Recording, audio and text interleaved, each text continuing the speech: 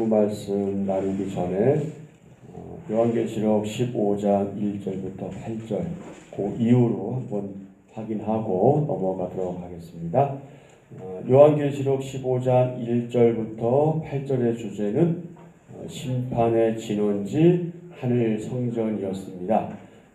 이 부분은 14장 17절부터 15장 8절까지인데 마지막 재난을 가지고 온 천사에 관한 내용이었죠. 자, 요한은 하늘에서 마지막 재앙인 7재앙을 가진 7천사를 봅니다.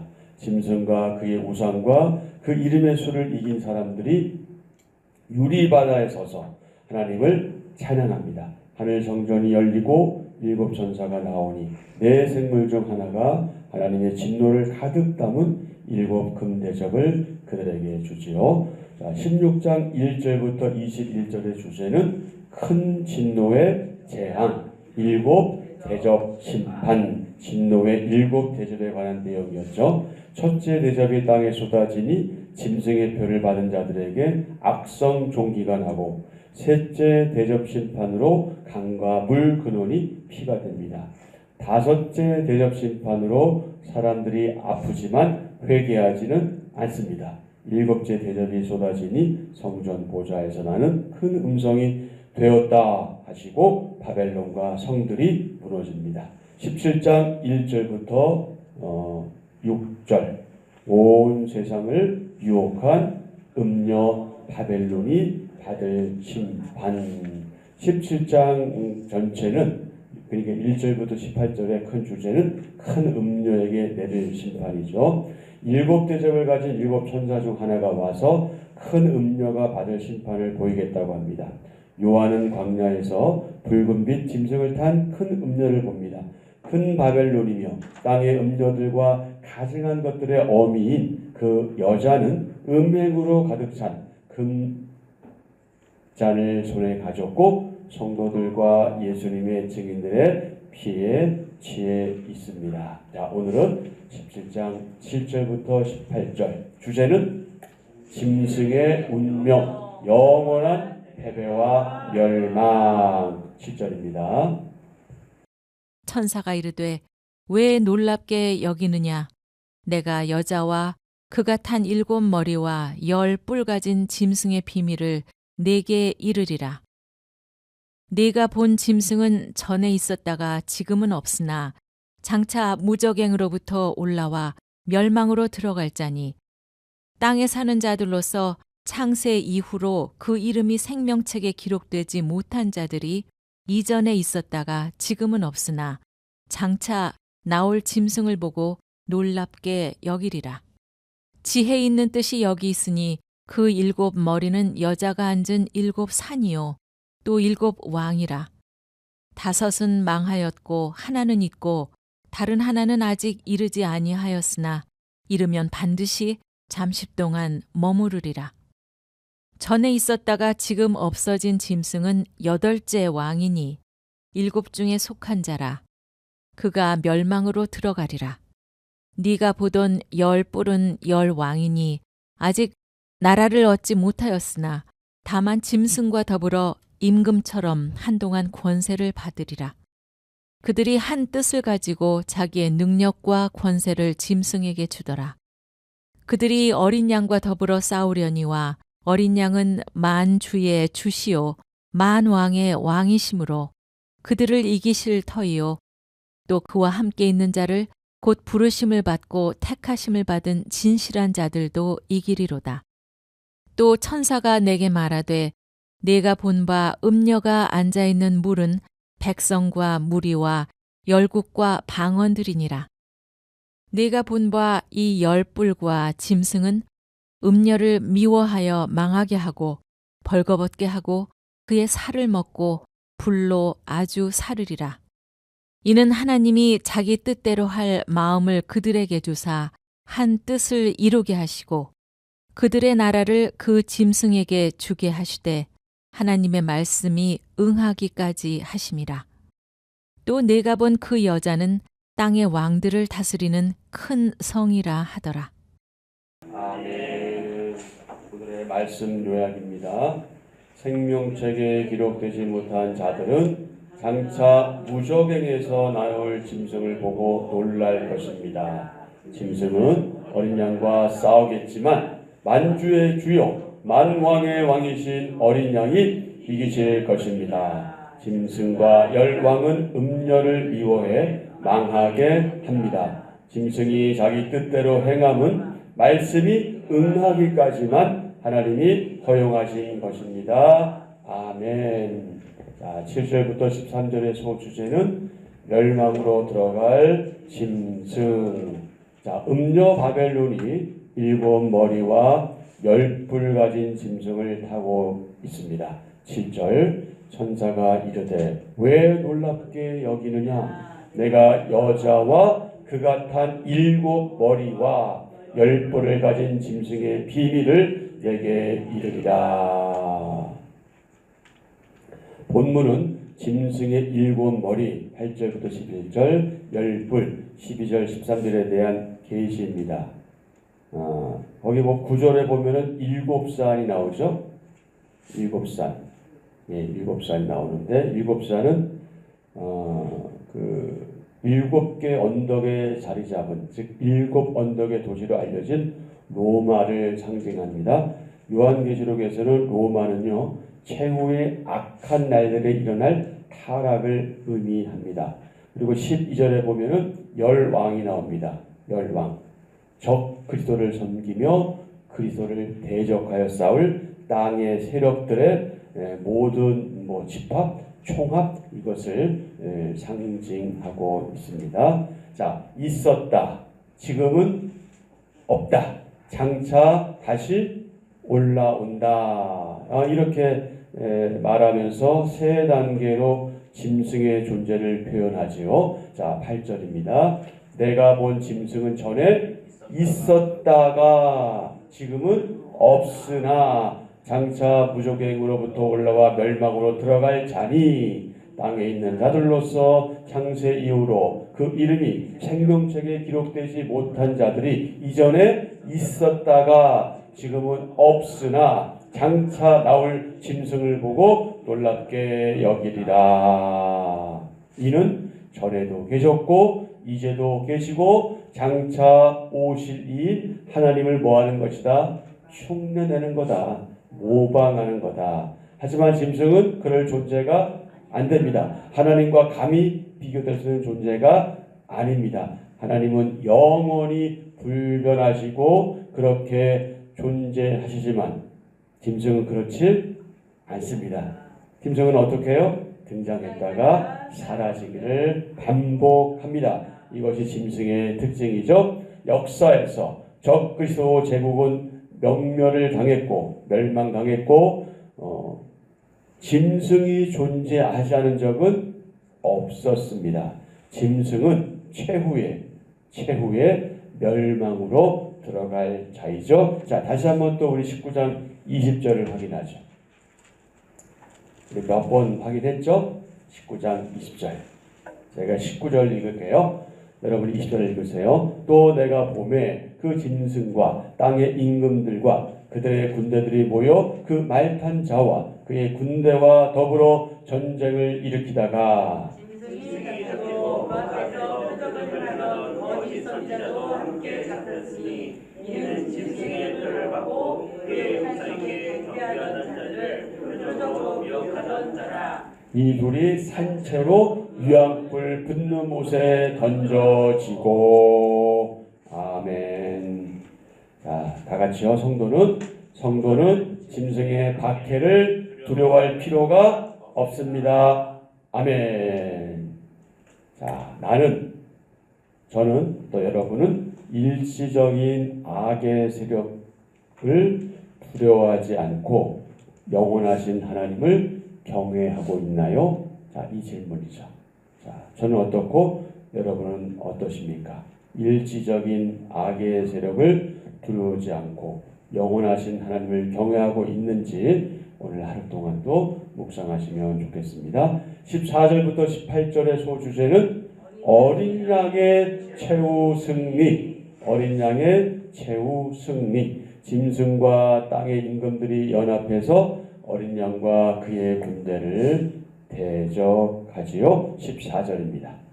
그들이 어린 양과 더불어 싸우려니와 어린 양은 만주의 주시요 만왕의 왕이심으로 그들을 이기실 터이요 또 그와 함께 있는 자들 곧 부르심을 받고 택하심을 받은 진실한 자들도 이기리로다. 아멘. 아멘. 우리의 소망이요 우리의 희망이죠. 그들이 어린 양과 더불어 싸우려니와 어린 양은 만주의 주시요 만왕의 왕이심으로 그들을 이기실 터이요. 교회를 박해하는 로마 제국과 또 관련된 세력은요 사람과 싸우는 것이 아닙니다. 누구와 싸우는 거예요? 그리스도와 싸우는 겁니다. 예수님께서는 교회를 잔멸하려고 예수님 믿는 사람들을 감옥에 가두거나 또 죽이거나 하기 위해서 다메섹으로 가는 바울에게 나타나셔서 뭐라고 부르십니까? 뭐라고 말씀하셨어요? 내가 어찌하여 누구를 나를 핍박하느냐. 근데 사실은 예수님 핍박한 거 아니잖아요. 예수님 믿는 사람들을 핍박한 거지 예수님 핍박한 거 아닌데 예수님께서 뭐라고 말씀하셨어요? 내가 어찌하여 나를 박해하느냐. 바울은 예수님이 아니라 예수님 믿는 그리스도인들을 없애려고 했는데 예수님은 교회와 예수님 자신을 어떻게 하신 거예요? 동일시하신 거예요. 동일시하신 거예요. 우리가 요즘에 가끔 하는 거 있잖아요. 너는 나다, 나는 너다처럼 예수님도 그렇게 동일시하셨죠. 로마 제국의 체계적인 기독교 박해는 그리스도와의 싸움으로 간주될 수 있습니다. 그래서 누가 싸우시는 거예요? 오늘 말씀에서 어린 양이 싸우시는 거예요. 어린 양이. 그리고 어떻게 하셔요? 이기시죠. 승리하시죠. 이것은 지금도 마찬가지입니다, 여러분. 우리는 약해서, 우리는 연약해서, 부족해서, 또 때는 어리석어서 거대한 악의 세력과의 싸움에서 이길 힘이 없죠. 또 이길 수도 없어요. 저희들의 힘만 가지고는. 그러나 중요한 사실, 이 싸움은 누가 싸우시는 싸움이다? 예수님께서 싸우시는 싸움이다. 어린 양이 싸우시는 싸움이다. 그래서 어떻게 한다? 반드시 이긴다. 반드시 승리한다. 그분이 이기시니 그분을 믿는 사람들도 이긴다. 아멘. 아멘. 만주의 주, 만왕의 왕이신 어린 양이 승리하실 것이다. 어린 양의 승리는 누구의 승리다? 하나님 백성의 승리다. 마지막 날 예수님은 흰말을 타고 거룩한 전사로 오셔서 그 입에서 나오는 예리한 검으로 만국을 치실 것이다. 19장 11절 이하에서 그렇게 말씀하고 있죠. 짐승이 세상을 지배하는 것 같고 악의 세력이 영원한 것 같지만 그의 운명은 영원한 패배와 멸망입니다. 열불과 짐승이 음녀를 미워해서 망하게 하고 불로 사르는데 이는 악의 자기 파멸적인 속성을 보여줍니다. 16절, 17절 내가 본 바 이 열불과 짐승은 음녀를 미워하여 망하게 하고 벌거벗게 하고 그의 살을 먹고 불로 아주 사르리라. 이는 하나님이 자기 뜻대로 할 마음을 그들에게 주사 한 뜻을 이루게 하시고 그들의 나라를 그 짐승에게 주게 하시되 하나님의 말씀이 응하기까지 하심이라. 아멘. 거기까지인 거예요. 더 이상이 아니에요. 거기까지. 자, 17절에 보면 한 뜻이란 표현이 있죠. 한 뜻. 열왕들의 뜻이 하나로 모아지도록 하나님이 뭐 하신다? 허락하신다. 그냥 간과하신다는 거예요. 그냥 그렇게 한번 해봐. 말하자면 그런 거죠. 세상 모든 사건들은 철저히 하나님의 다스림 안에 놓여져 있다 하는 그 사실을 우리가 항상 기억하면 너무 힘든 일들, 괴로운 일들, 답답한 일들 처음에는 힘들지만 이 믿음을 가지면 이겨낼 수 있다. 왜? 소망과 희망과 기대가 있기 때문에. 그래서 세 가지 특징: 믿음, 기다림, 인내. 이게 우리가 갖추어야 될 덕목이라면 덕목인 것이죠. 자, 다 같이.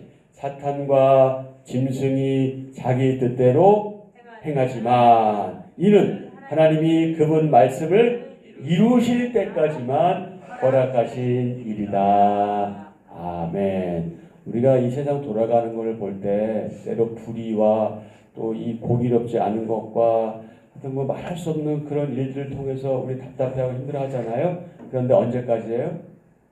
그때까지인 거예요. 그때까지. 지금 정치인들도 마찬가지고요. 자기들은 영원히 갈 것처럼 착각하고 그러고 있지만 잠깐 기도하면서 나라와 민족을 위해서 눈물로 기도하면서 잘 견디고 참아내자고요. 하나님의 뜻이 어디에 있는지 그 뜻이 이루어지기를 또 기대하면서 말이죠.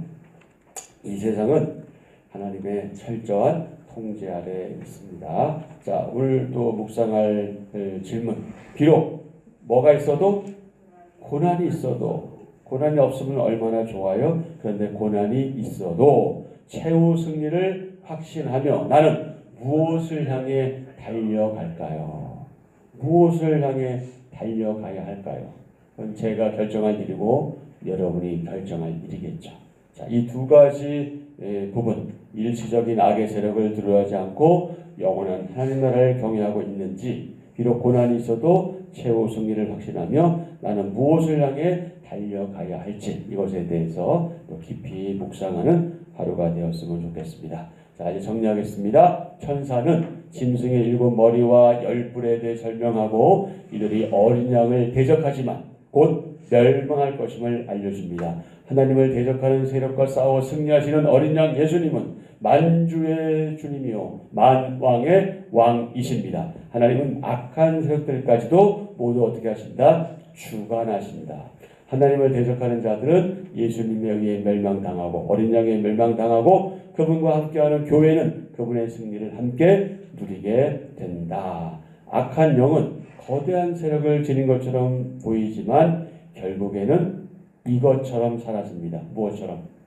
안개처럼. 안개처럼. 금방 사라진다는 얘기예요. 안개처럼 사라지는 것처럼 안개가 사라지는 것처럼 멸망당한다. 사람은 누구나 자신보다 뛰어난 능력과 권세를 가진 자 앞에서 기죽기 마련이죠. 움츠러들기 마련입니다. 온매 기죽어 뭐 그렇게 표현하죠. 우리 역시 다르지 않아요. 우리도 마찬가지인데 그렇지만 우리가 세상 권력, 세상 권세와 맞닥뜨렸을 때 우리는 무엇을 기억해야 할까요? 무엇을 기억해야 할까요? 성도는 말씀의 지혜로 세상 권력자들의 또 권세자들의 거대한 권세가 한시적이다. 한시적이라는 게 뭐예요? 정해져 있다는 거예요. 매우 짧다는 거예요. 한시적이며 결국 멸망에 이른다는 사실을 분명히 기억해야 하고요. 또 성도는 주님이 세상의 모든 악한 권세와 싸워 결국 승리하시고 그 승리를 택함 받은 교회에게 주심을 알고 믿어야 하겠죠. 그것을 기억해야 합니다. 그리고 성도는 스스로의 그 악함 때문에 망할 악인까지도 누가 주관하신다? 하나님이 주관하신다. 그러니까 우리 마음 가운데 그런 게 있잖아요. 자꾸 내가 판단하고 싶고 심지어 내가 심판하고 싶잖아. 저거 그냥 막 그런 마음들이 막 있을 때 있잖아. 그렇죠? 그런데 그것조차도 하나님께서 주관하실 거고 또 그분의 뜻대로 그 사람은 하나님이 하실 일이에요.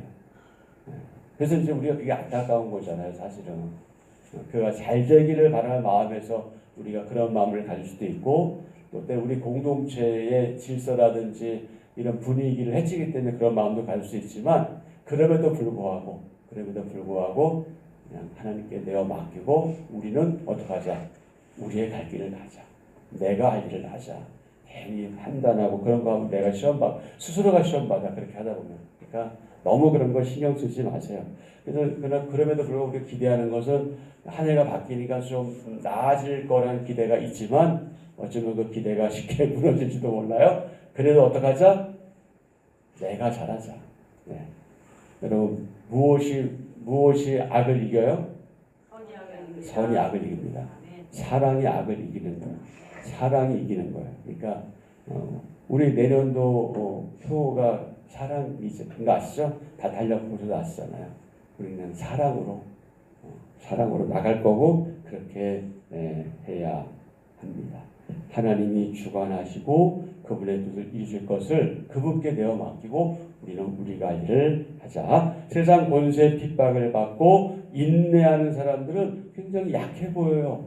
힘없어 보이고 무능력해 보입니다. 하지만 그는 분명히 주님의 섭리와 권세를 의지하는 자에게 주어질 승리, 그것을 바라보는 사람이에요. 약해 보이나 강합니다. 우리가 바로 그런 사람이에요. 그게 그리스도인이에요. 물론 우리 자체는 약해요. 하지만 그리스도 그분이 강하기 때문에 우리도 강한 사람들이 되는 것이죠. 어린 양의 승리, 이것에 대해서 여러분 기대하시고 우리도 승리할 것을 믿고 나아가는 그런 하루 됐으면 좋겠습니다. 자, 그 티저들 한 분이 이런 말을 했어요. 영적 전쟁의 최전방에 서 있는 성도는 결코 패할 수 없다. 승리하신 주님의 군대에 속해 있기 때문이다. 아멘. 승리하신 주님의 군대에 우리가 속해 있기 때문에 우리는 패할 수 없습니다. 한절 목사입니다. 하나님은 그분의 선하신 뜻을 이루시기 위해 악한 자들도 때에 맞게 사용하십니다. 그러므로 악인은 하나님의 주권 아래서만 악을 행할 뿐입니다. 음녀가 악의 사역에 배반당하고 살육당하는 것은 하나님의 주권적 섭리 아래서 이루어지는 일입니다. 하나님은 세상에 악을 조장하시거나 방치하시는 분도 아닙니다. 악인의 결국은 멸망과 심판입니다. 성도는 악한 일이 아닌 선한 일에 쓰임받는 도구가 되어야 합니다. 아멘. 오늘의 기도입니다. 하나님, 저를 부르시고 자녀 삼으셔서 주님과 함께 승리를 누리게 하시니 감사합니다. 세상의 능력과 권세가 위협적이어도 만주의 주요 만왕의 왕이신 어린 양께 최후 승리가 있음을 믿습니다. 어떠한 상황에서도 두려움 없이 어린 양을 따르며 신실하게 의의 길을 가게 하소서. 예수님의 이름으로 기도합니다. 아멘. 아멘. 네. 오늘도 우리가 늘 하는 그 기도 제목, 또 그 외에 생각나시는 기도 제목으로 기도하시고요. 특별히 지금 나라가 여러 가지로 참 어렵습니다. 쉽지 않죠.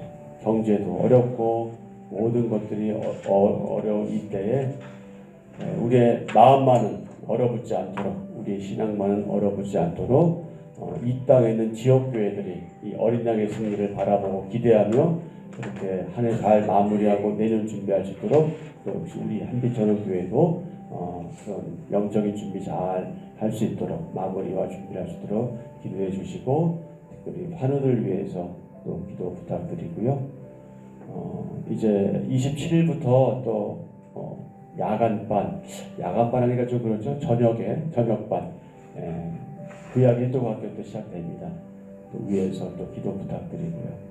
여러분의 또 개인적인 기도 하시고 그렇게 돌아가시면 되겠습니다.